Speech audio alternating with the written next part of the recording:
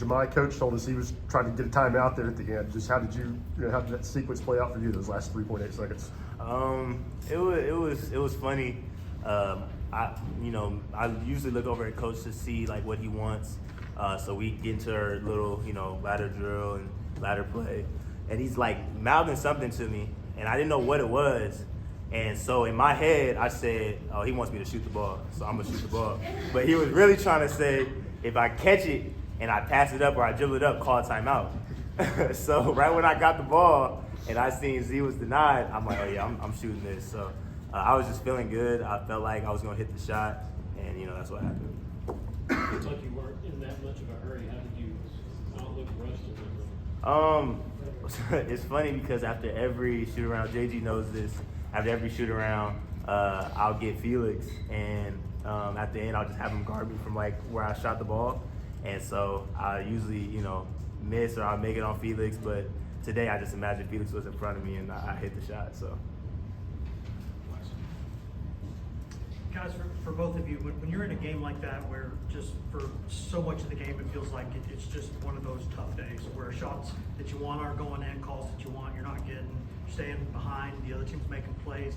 How much does it mean to kind of hold on to something like that for so long and then come back and win the game? It's an amazing feeling, throughout the whole game.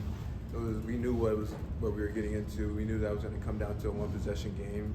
Especially games like this it's March, as we know, and crazy things happen in March. But we knew it was going to be a tough fought, and just being able to stay the course and stay with our goals and making quick adjustments throughout the game is what we do. So just being able to, figure it out on the way, like on quick timing is what we are really good at. Jahmai, on Monday, Rod said that he's seen all the Twitter chatter about fans saying that the lineup is better when you're not in it, and he called that stupid. What kind of feeling was that today to silence the noise when it comes to those kinds of things? They said that? No, I'm playing. Nah, of course I hear everything. I'm like I said all the time. I'm still a guy that goes on social media sometimes, and the main thing for me is I really want to put everything I can into impressing and trying to win over and trying to make Tennessee fans happy. And I know that majority of them appreciate what I do and appreciate how hard I play. And it's something that I feel like I've said this a lot, and other people say it. It's something that goes beyond analytics, something that goes beyond the stat sheet.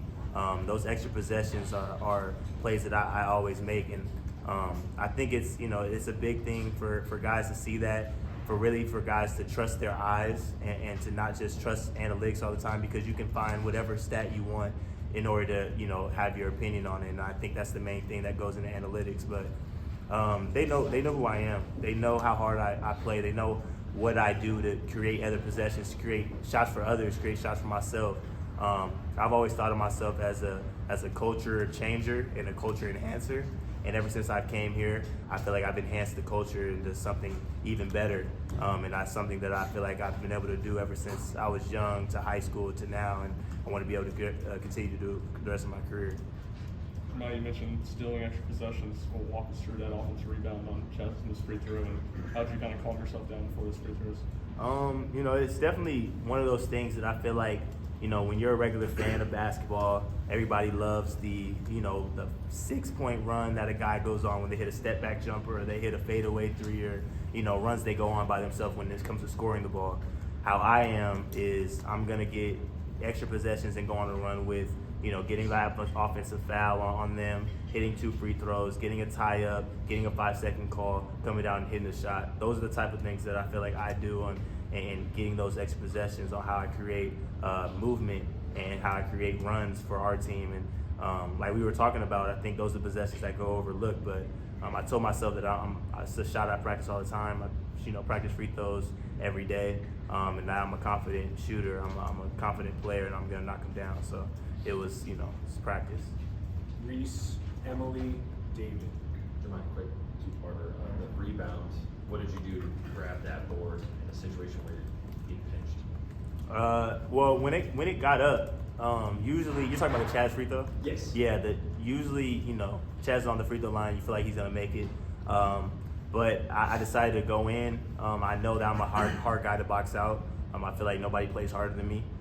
So right when I got in and I jumped up to try and get the ball and he kind of hit me underneath, I knew that I didn't think they were going to call the foul, but I knew it was a foul. But when they did, I was hyped up for it, because that's the type of stuff that I feel like other people don't look at, and that's how you win games, is those extra possessions. If you ask any coach, you ask anybody that really knows basketball, that possession I feel like was the biggest key in the game, because it gave us another opportunity to score 2 points, which I was able to do at the free throw line. In the second part, on the free throw, the second one, you took a big deep breath. What was it going into? I've definitely, something I've been doing is self-talk. It's something that I started doing probably like a couple weeks ago, is really breathing in and telling myself that I am a great shooter. I am confident.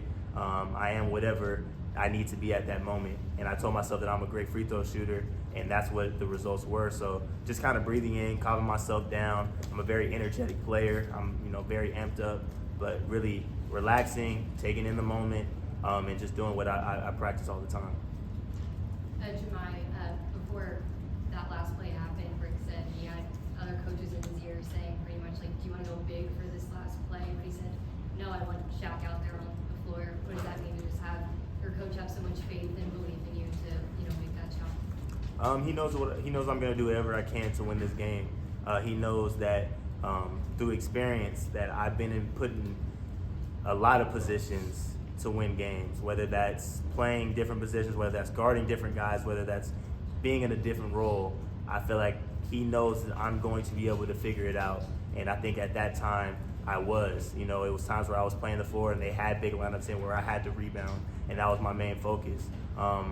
With me, it doesn't matter what it is. I'm going to figure it out, and I'm going to figure out a way to win. And I think that just comes with the competitive drive of who I am. Like I said, I feel like I'm the best defensive player in the country. I feel like I'm a National Defensive Player of the Year, and that's what I've hung my hat on this whole year, and I feel like I'm the best at that. So he knows what I do on that floor, and he knows how I create extra possessions. I think that's why he kept me in. Jahmai, in your career, you've been a part of SEC championships, regular season tournament. You've been in teams that have won NCAA games. But this was kind of different this moment. How do you think you'll look back at this? Where do you think this moment will kind of rank in your time here?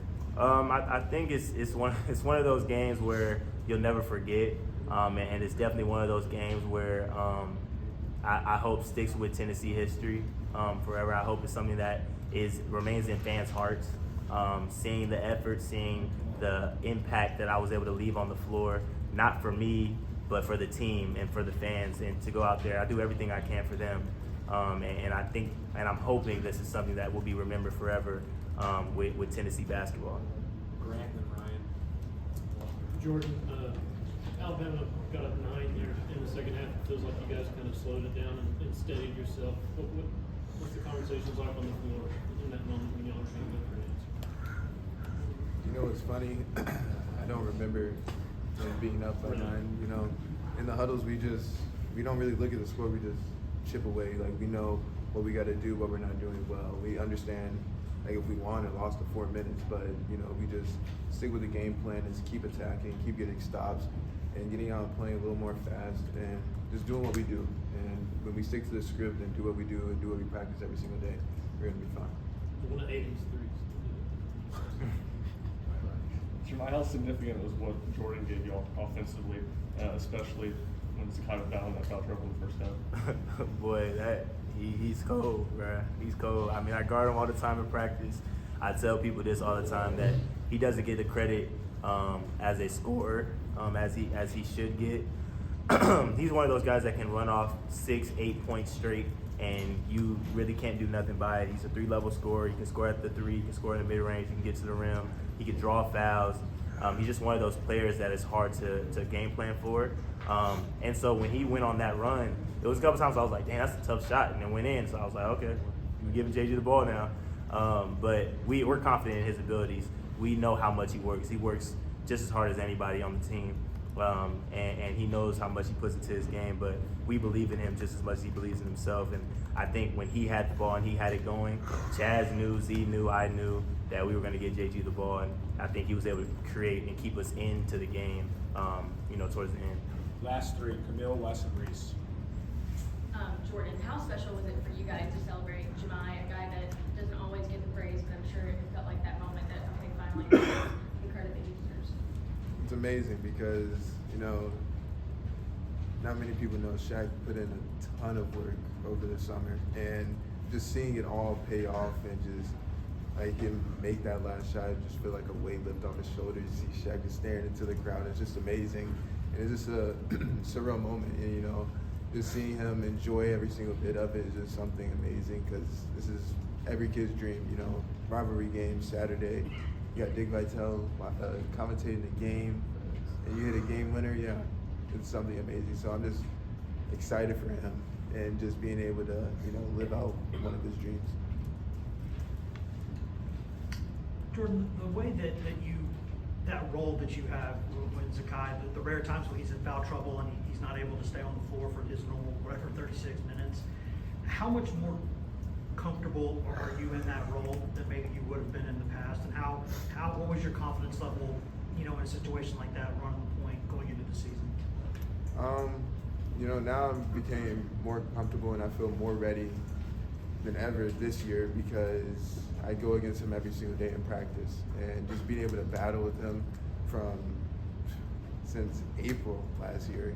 Even Shaq knows we were in here playing one-on-one for 3 hours a day, just going at each other. And you know, whenever we scrimmage each other over the summer, we're not friends. Nobody's friends in those scrimmages. It's a constant battle. And just being able to translate those days to real game times is paid off. And just being able to, I've just seen myself grow and be more comfortable in those roles, especially from last year to this year. It's just been a great step. Going back here, how have you become so elite as a mid-range shooter?